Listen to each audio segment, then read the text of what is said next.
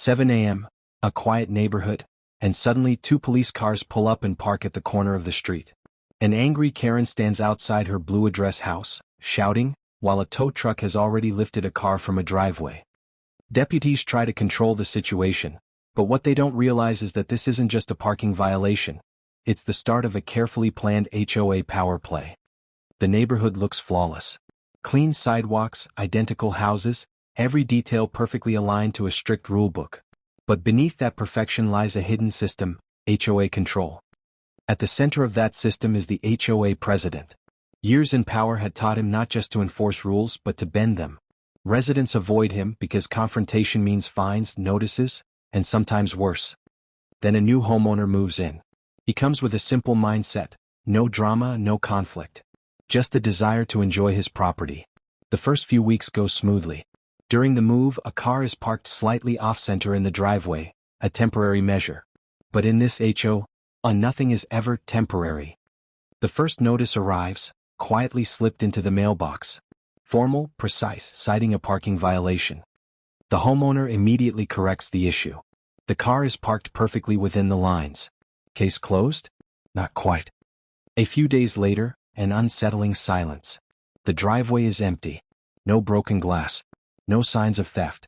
One thing is clear: the car has been taken. A call to the towing company confirms it. The vehicle was impounded with HOA authorization. Frustration sets in. No second warning. No follow-up. The situation escalates when police cars appear on the street. The same angry Karen from the blue address house fuels the chaos, while deputies try to calm things under the guise of routine enforcement. For the homeowner, however, this isn't routine. Standing in the impound lot, seeing his car surrounded by rows of others, the realization hits: this isn't just rule enforcement. It's selective control. And where there is control, there are always loopholes. Back home, he opens the HOA documents. Every clause, every line is examined in detail. Slowly, a pattern emerges. Rules exist, but their implementation is inconsistent. Then comes a critical discovery. Parking spaces, it turns out, aren't what they seem. Some spots fall under limited common elements. Ownership is flexible. Spaces can be transferred, reassigned, or even sold. And one of these spots is the HOA president's regular parking space. Prime location. Closest to the entrance. This changes everything. The homeowner doesn't react impulsively. He observes. Police reports, HOA meeting minutes, financial records, all quietly analyzed. Every detail builds a larger picture. This is no longer just a towing incident. It has become a case about the system itself. For the first time, power begins to shift. Slowly, silently, strategically. Because this move won't be impulsive. It will be calculated. Midday in the neighborhood. Streets are quiet, but tension is visible. Police cars slowly patrol, deputies scan the area. Outside the blue address house, the familiar angry Karen gestures, pointing at the scene. But this time it's not about a parking violation. The focus is ownership. The spot the HOA president had claimed for years now belongs to someone else. Control in an HOA doesn't just come from authority, it comes from assumption.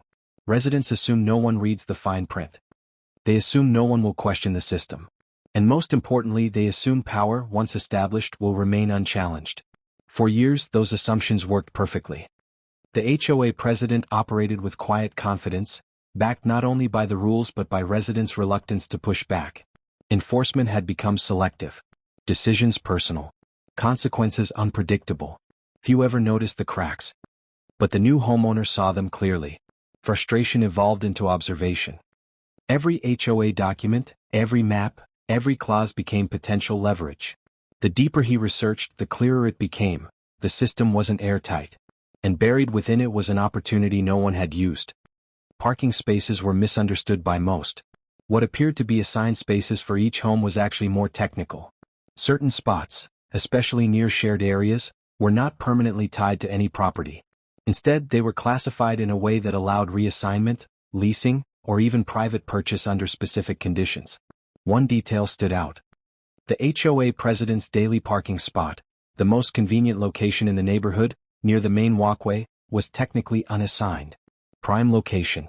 Symbol of authority. And yet, legally transferable. The homeowner didn't rush. He moved quietly, following every step the HOA documents allowed. A formal request was prepared. Neutral, professional, and fully compliant. It cited the relevant clauses, identified the parking spot, and requested exclusive rights through proper channels. No aggression. Just rules followed. For the first time, the system used to enforce fines and violations against residents was now being used differently. At first, silence. Days passed without acknowledgement. HOA responses often took time, delayed by internal reviews. But this time the request couldn't be dismissed. It followed the rules too precisely. Ignoring it would leave a record, and records mattered. Eventually the process moved forward. The board conducted an internal review, verifying documents, classifications, and procedures. What they found confirmed the homeowner's research. The space was unassigned. Legally transferable. The HOA president was now in an unexpected position. For years he had treated the spot as an extension of his authority. That assumption was being tested, not through confrontation but compliance. Subtle delays followed. Clarifications requested. Additional reviews suggested. The pace slowed, enough to create friction, not enough to stop the request. But the homeowner documented every step. Every delay, every response, or lack of one, was recorded. Other residents began to notice. Questions circulated quietly. Why was a single parking space suddenly under review? Why did it involve the HOA president? Attention once drawn spreads quickly. The board had few options. Denying the request would require justification, and expose the details of the spot's classification. Approving it meant taking control away from the president. In the end, the system followed its own rules. The request was approved. The transfer process completed. Paperwork updated. The spot, once assumed to belong to the HOA president, was officially reassigned to the homeowner. No announcements. No drama. Just a quiet reversal of control.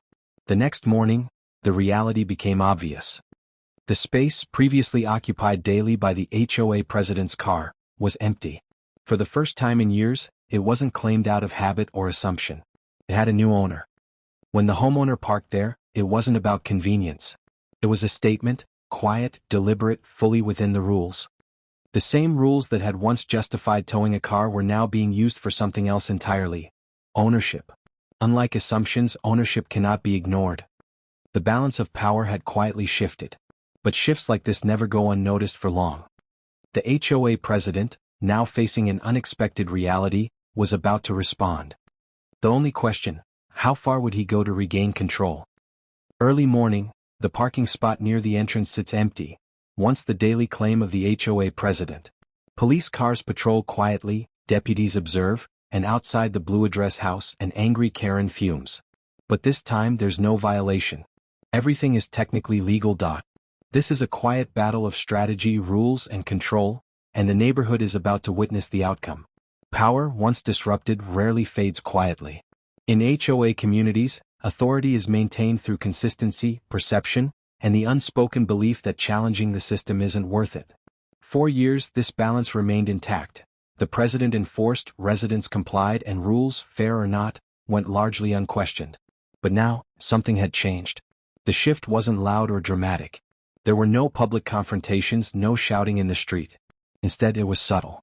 Almost invisible to anyone not directly involved. A single parking space, once taken for granted, now belonged to someone else. And that change carried weight. The HOA president noticed immediately. The spot he had relied on for years was no longer available. In its place sat a car representing more than inconvenience. It symbolized a loss of control. Not just over asphalt but over the system he had meticulously maintained for years. At first he restrained himself. No immediate action. No impulsive attempt to reverse what had happened. Only observation, quiet attention, and a recalibration of strategy. React too quickly, and the weaknesses that allowed this shift would be exposed. But restraint rarely lasts. The first signs of pushback appeared through familiar channels. Enforcement.